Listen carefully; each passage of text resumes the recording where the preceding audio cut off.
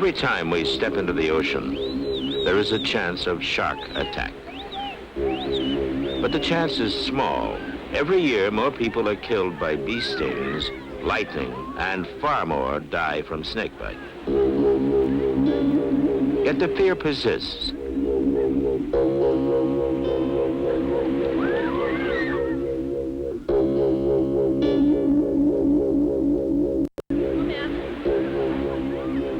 Just what kind of animals are these legendary menaces? And how dangerous are they? We'll find out in a moment.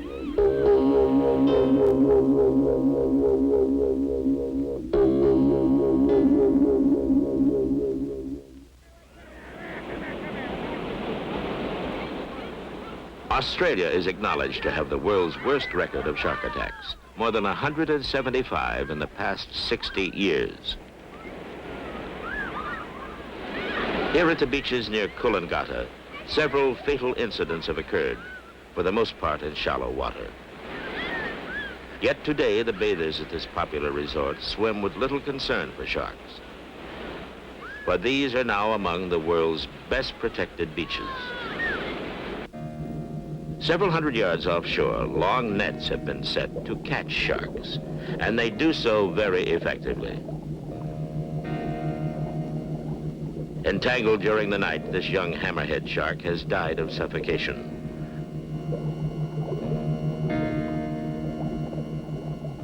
Normally, sharks can survive severe injuries and mutilation, but held fast like insects in a spider's web, they are unable to pump enough oxygen across their gills.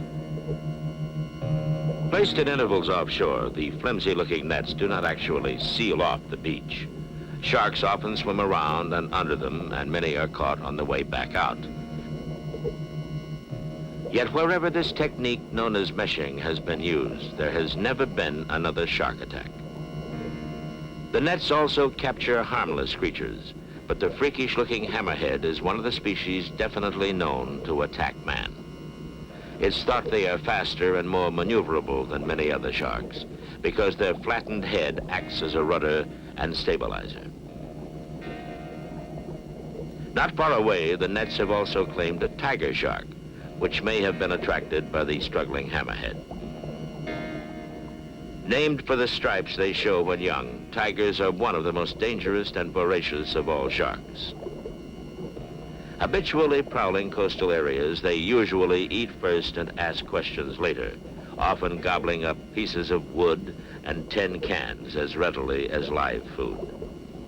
But this strange graveyard is host to an even more formidable victim, the most feared of all sharks, the great white, also known simply as man-eater.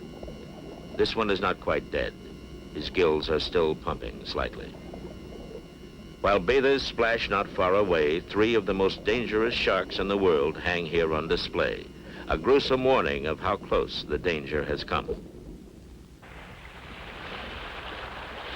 One might be tempted to think shark attack can be easily prevented, but nothing could be further from the truth. Meshing nets can only protect bathers on a beach. For others, there is still no effective defense. Many attempts have been made to develop chemical repellents against sharks in the open sea, but none have proven truly effective.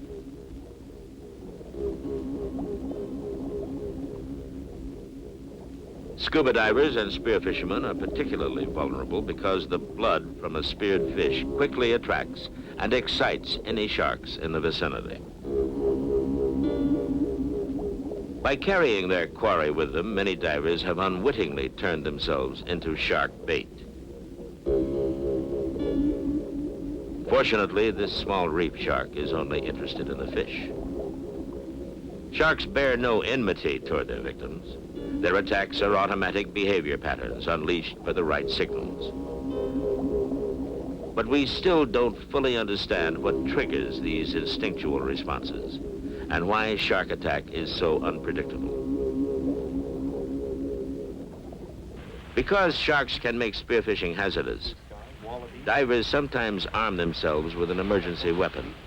Known as a bang stick, this device consists of a rifle cartridge backed by a firing pin. When fired from a spear gun, it detonates on contact with the shark. If the shot is well placed, the explosive concussion can cripple or kill the shark. But if it fails, or there are several sharks, the diver is still vulnerable. Although more sophisticated weapons are under development, it seems ironic that man, with all his technology, still cannot adequately protect himself from one of the most ancient creatures on Earth. The savagery of sharks is an attraction to many people. Some come to the waters of South Australia to fish for the most savage of all sharks, the great white. The basic requirements are plenty of bait and a very sturdy boat, for these aggressive sharks have attacked and sunk small craft on many occasions, often leaving their teeth embedded in the hull.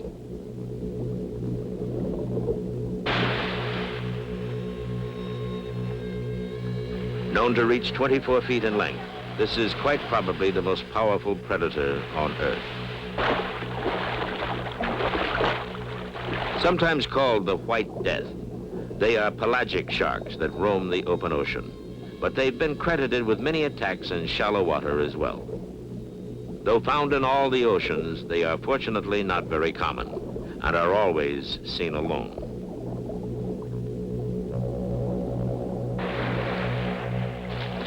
The power of the jaws in a shark this size has been measured at several tons of pressure per square inch. Their empty black eye and plastic-looking skin give these sharks an unreal, almost mechanical quality. But this is no model. Indians once prized their teeth for use as arrowheads, and ancient sailors called them ship followers, for they would trail vessels for weeks, watching and waiting.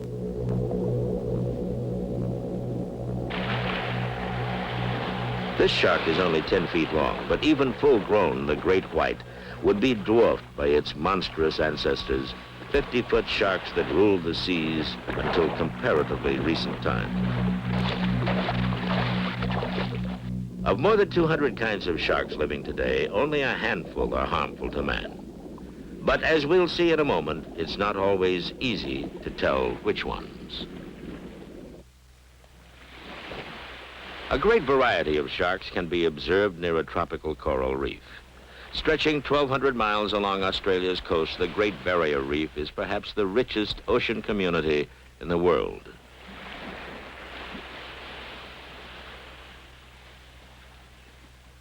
As a habitat, coral reefs have been likened to tropical rainforests, for they support a more extravagant variety of life forms than any other marine environment.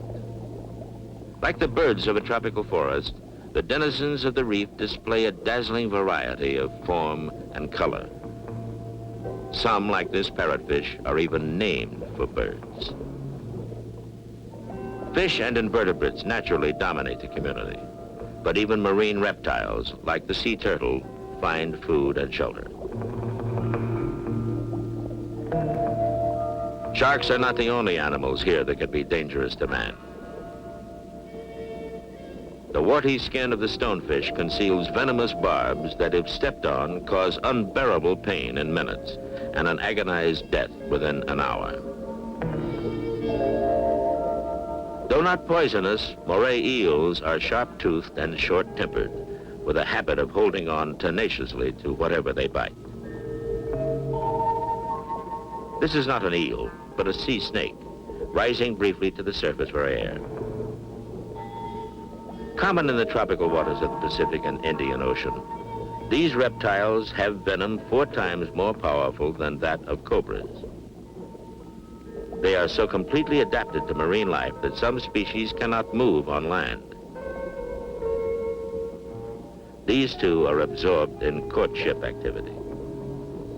Though sea snakes are not easily provoked, their passage into the Atlantic Ocean is one of the most feared consequences of a sea-level canal through Panama. By contrast, these large nurse sharks are among the more harmless inhabitants of the reef. Often found resting with their heads on each other's side or pectoral fins, these gregarious sharks resemble giant tadpoles.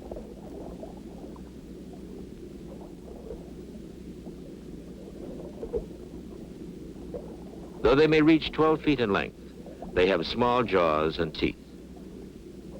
Fleshy barbels around their mouths enable them to feel out sea urchins and crabs while foraging at night. Nurse sharks are normally sluggish, but when aroused, they are surprisingly supple swimmers, moving with a sinuous rhythm and planing through the water on their pectoral fins.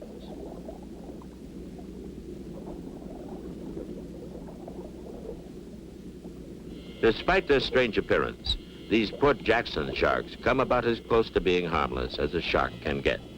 One of the few sharks that lay eggs, they are living fossils, almost identical to their ancestors that swam in Devonian seas 350 million years ago.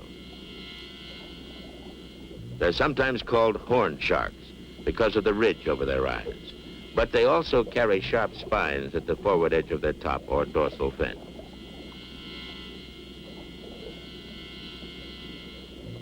Though rarely exceeding 4 feet in length, they have jaws powerful enough to crush the shell of abalones or other mollusks. A school of these sharks can devastate an oyster bed in a matter of hours.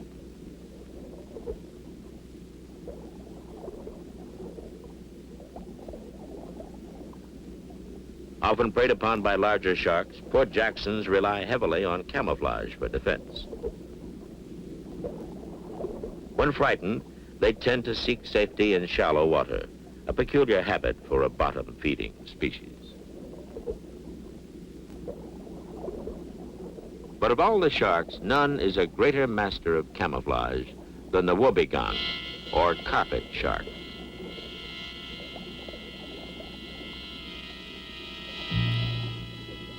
Fleshy mounds around their mouth enhance their disguise.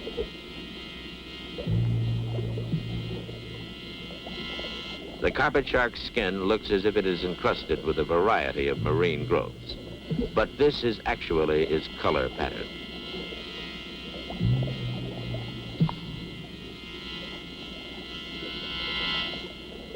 The mouth appendages are more than grotesque decoration. They also serve as sensitive organs of touch for night feeding. When they do move, carpet sharks swim with a surprising grace.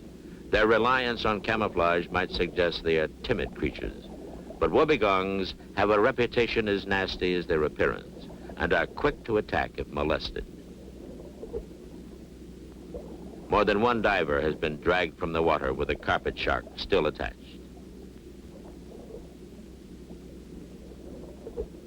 They usually lie in wait until prey is close enough for a quick lunge. But this wobbegong has happened on an injured unicorn fish, which it quickly devours.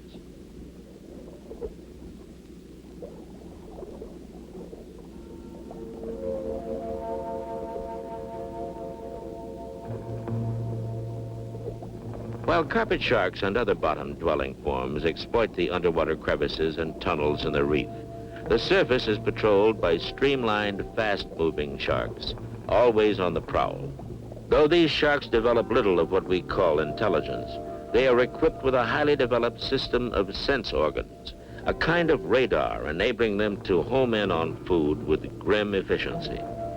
In a moment, we'll find out how sharks like these manage to locate their victims long before they ever see them. Sharks play an important role in marine ecology. Their relentless scavenging helps to keep the ocean clean and has earned them the name vultures of the sea. These seem oblivious to the sharp coral that would tear a man's flesh to shreds. That's because a shark's hide is covered with tiny, bony teeth, miniatures of those in its jaws. The rasp-like skin can injure a person just by brushing by him.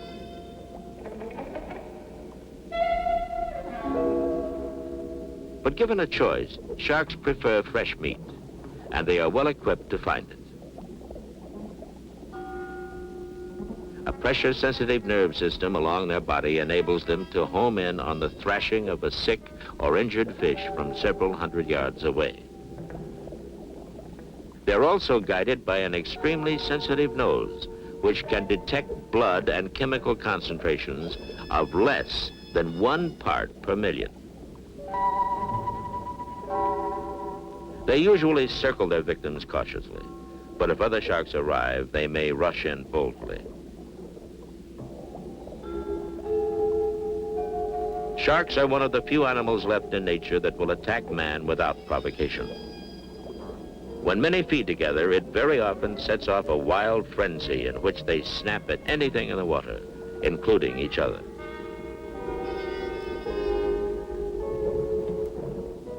Sharks usually shake their prey violently, enabling their teeth to cut through it like a saw.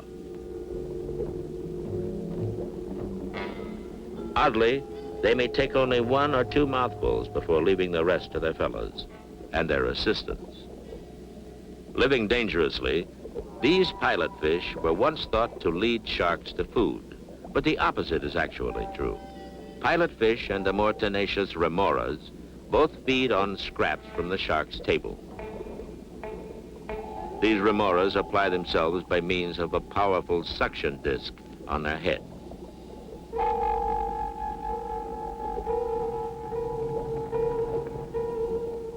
All the activity eventually attracts an inquisitive sea snake. His presence is enough to temporarily scare off this timid shark. These snakes don't feed on carrion, but are seeking the small fish and crustaceans that may be drawn to the kill.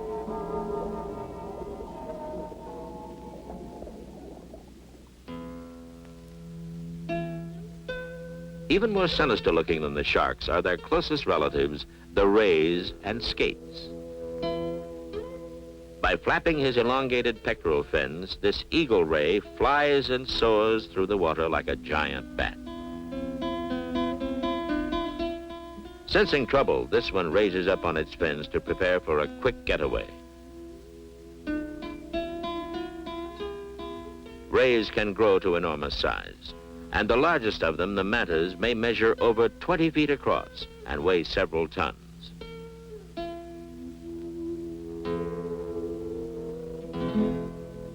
Despite their size, rays feed on invertebrates and mollusks and are generally harmless to man. But one major exception are the stingrays. They are named for the large venomous spine on their tail, which can be lashed forward with great force if the ray is attacked. Disc-shaped rays like this move by sending a rippling wave across their fins. Because their mouth and gills are usually pressed into the sand, rays take in water through large spiracles behind their eyes.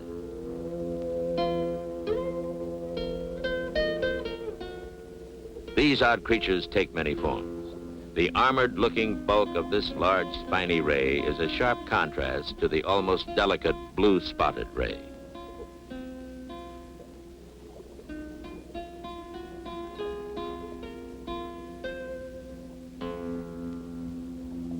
Rays often bury themselves with only one eye and spiracles exposed.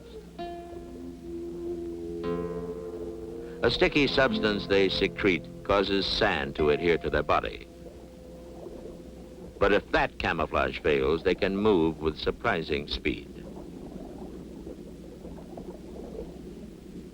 Perhaps the most unique of their clan is the numb fish, or electric ray.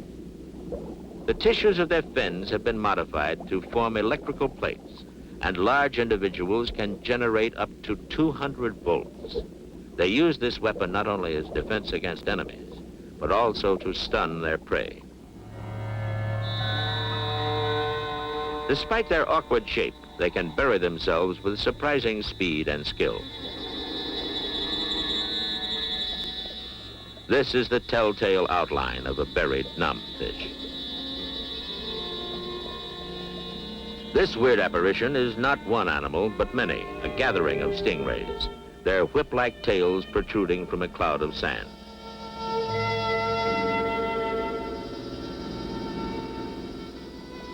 Rays gather in groups for feeding, but this agitated pack is probably more interested in courtship.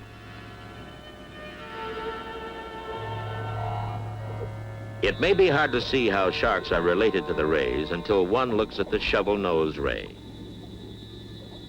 They seem to consist of a shark's tail attached to a ray's body. Both ends even swim differently, with the wing-like fins often employing a wave action.